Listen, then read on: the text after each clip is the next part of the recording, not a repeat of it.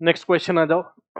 Uniform rod rotating in gravity free region with certain constant omega, variation of tensile stress with distance x from a axis of rotation is best represented bye.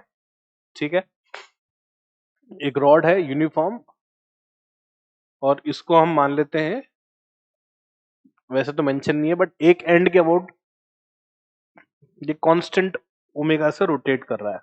हालांकि इसमें mention होना चाहिए था rotation कहाँ के about है, and के about है, मिड पॉइंट के अबाउट है, बट मान लेता हूँ एंड के अबाउट है।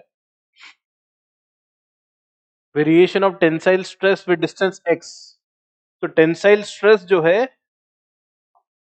ये डिस्टेंस के साथ कैसे वेरी कर रहा है। ठीक है, ये हमें कैलकुलेट करना है। यहाँ पे टेंसाइल स्ट्रेस कितना है।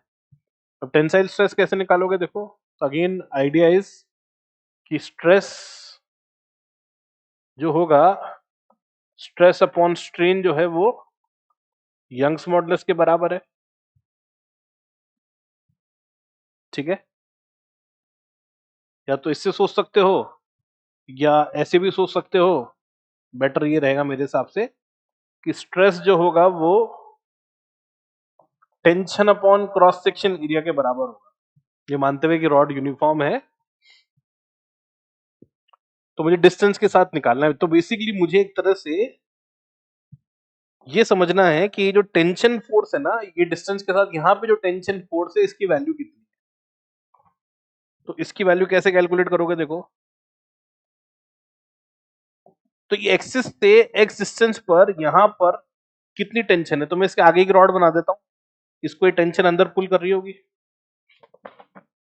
और इस टेंशन की वैल्यू किसके बराबर होनी चाहिए, तो इसकी वैल्यू नीचे इसका मास कितना होगा m/l into l minus x, कि अगर ये डिस्टेंस x है तो ये डिस्टेंस l माइनस एक्स है, ओमेगा स्क्वायर। अब क्योंकि रॉड यूनिफॉर्म है तो मैं मान सकता हूं कि इसका जो सेंटर ऑफ मास होगा इस पोर्शन का वो यहाँ कहीं होगा, यहाँ कहीं होगा, जिसकी वजह से ये सर्कल में घूम रहा होगा। बेसिकली मैं क्या कर रहा हूं, मैं बोल रहा हूँ ये जो टेंशन फोर्स है इस एंड पे, इस पूरे सिस्टम पे, it is acting as the centripetal force. तो m ओमेगा स्क्वायर r में मुझे डिस्टेंस पुट करनी है इसके सेंटर ऑफ मास की, किसकी, जो रिमेनिंग पोर्शन इस तरफ है इसकी। अब ये डिस्टेंस है कितनी, तो ये डिस्टेंस है l minus x upon two, तो ये डिस्टेंस है x plus L minus x upon two, मतलब ये डिस्टेंस है l plus x by two.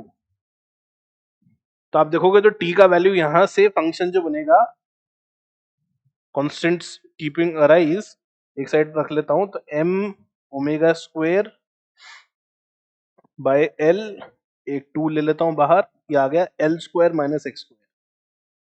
So this equation will be A parabola, x के स्क्वायर के प्रोपोर्शनल है और क्योंकि कोफिशिएंट नेगेटिव है तो it should be A parabola mouth opening downward. तो मेरे हिसाब से इसका आंसर ए ऑप्शन होना चाहिए।